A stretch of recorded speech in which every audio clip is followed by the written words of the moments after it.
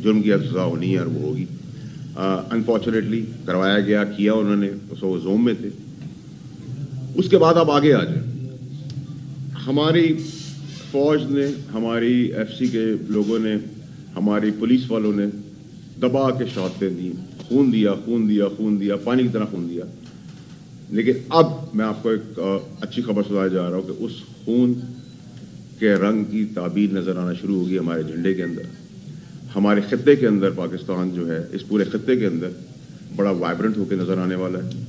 और ये भी मैं कोई आपसे महीनों सालों की बात नहीं कर रहा, अभी इन्हीं आने वाले हफ्तों से आपको नजर आएगा। और अगर हमारे पास एक टीम का एक अच्छा प्लेयर आ गया है, डेमोक्रेटिक लोग, जमहूरी लोग बड़ा परेशान होते हैं जब मैं कहता हूँ कि क्रेडिट आप फौज के सिपहसालार जनरल आसिम मुनीर साहब को दे दें, तो कहते हैं कि जमहूरियत का हुसन है। तो चले, मैं जमहूरियत का हुसन समझते हुए उनको टीम लीडर बना देता हूँ या टीम का हिस्सा बना देता हूँ। हम सब एक मैच खेलते हैं, रोनाल्डो भी खेलता है तो, लेकिन रोनाल्डो सामने नजर आता है, बाकी टीम मेंबर्स भी गधे घोड़े उसका चल रहे होते हैं, लेकिन उसका किकिंग स्टाइल, उसका विजन, उसका स्टाइल, उसका डॉज करने का स्टाइल रोनाल्डो का पूरी दुनिया में मशहूर है। इसी तरह लकीली, फॉर्चुनेटली हमें एक सिपहसालार मिले जो बाजार में, जिनका नाम इंटरनेशनली, जिसके ऊपर लोग ट्रस्ट करते हैं, उस ट्रस्ट करते हुए उनकी बदौलत, उनकी बैकडोर डिप्लोमेसी के तहत पाकिस्तान एक वाइब्रेंट खत्ते में नजर आना शुरू होने वाला है, आपको नजर आएगा।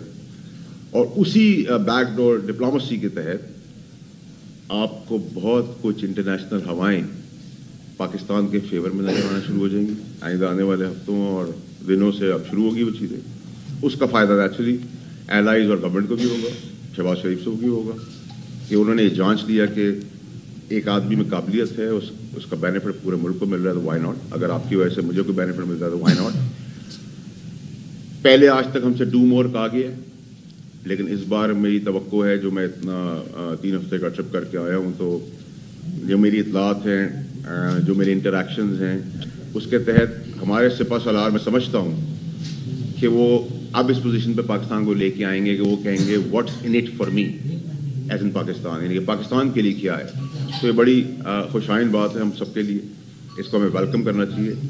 और जो 20 जनवरी से ऊपर नजरें टिका के बैठी हुई है पीटीआई, मेरे ख्याल से उनको उधर बहुत सख्त मायूसी होने वाली है और पाकिस्तान को बहुत ज़बरदस्त किस्म की कामयाबी होने वाली है, जिसके फल नेचुरली जो होगा वो तोड़ लेगा।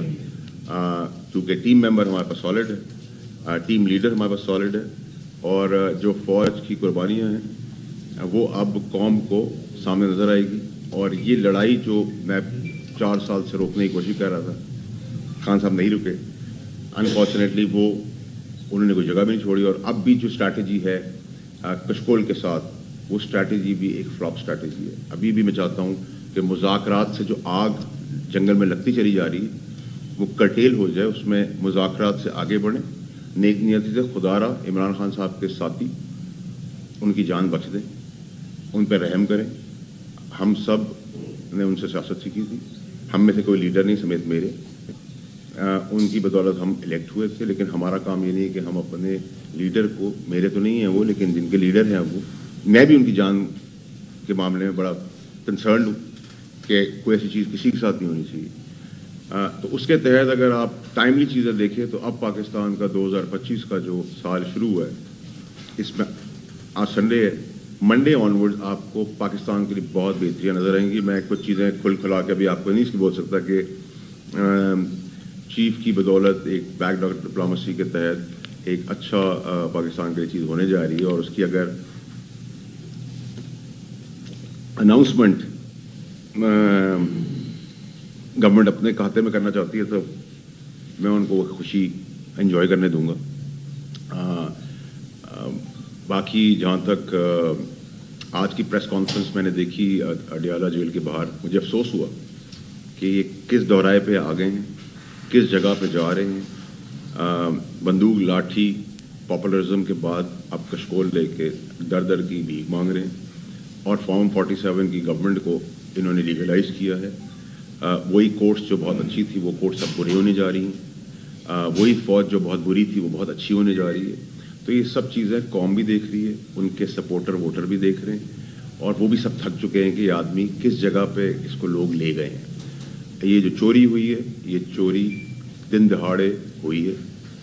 اس میں بندوق چلوائی گئی ہے یا چلائی تو خان صاحب نے, تو بڑی ذمہ تو وہ نہیں ہو سکتے, جس وجہ سے میں ان کو کیبنٹ میں اس چیز سے روک رہا تھا کہ خدا را یہ کام نہ کریں. اور میرے لفظ تھے یہ نیب کا کیس ہے, آپ جیل جائیں گے. جب ہم اقتدار کی عروج پہ تھے تو میں تو اس پوری چیز کا وٹنس بھی ہوں, میری آنکھوں کے سامنے ہوا ہے. اور میں امید کرتا ہوں کہ آپ لوگوں کو میری بات بڑی کلیئرٹی سے سمجھ آ گئی ہوگی.